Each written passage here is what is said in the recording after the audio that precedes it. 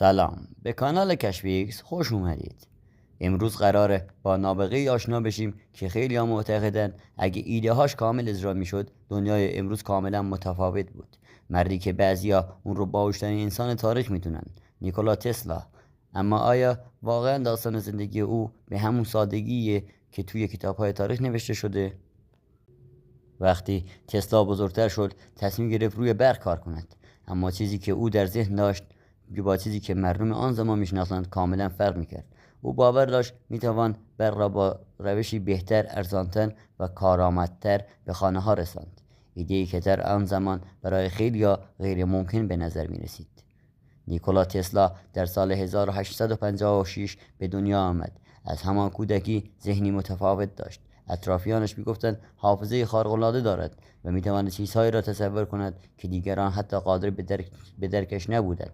همین ویژگی باعث شد خیلی زود به دنیای علم و اختراع علاقه‌مند شود. در همان دوران توماس ادیسون یکی از مشهورترین مخترعان جهان بود.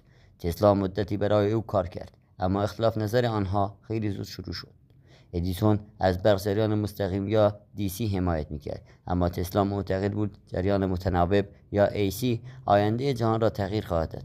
همین اختلاف به رقابتی تبدیل شد که بعدها به نام جنگ جریانها شناخته شد و مسیر تاریخ برق را برای همیشه عوض کرد.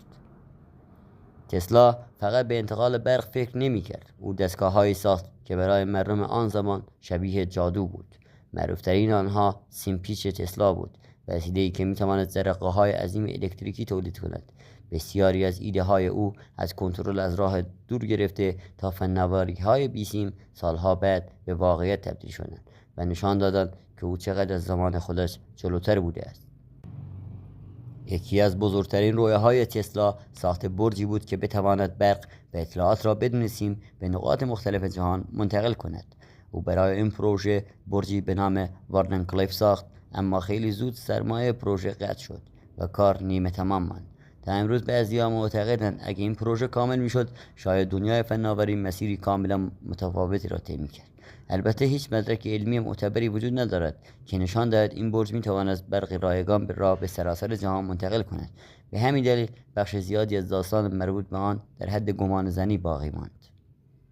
نیکولا تسلا در سال 1943 در اتاق هتلش تنها از دنیا رفت، اما سالها بعد ارزش واقعی ایده ها و اختراعهایش بیشتر از قبل شناخته شد.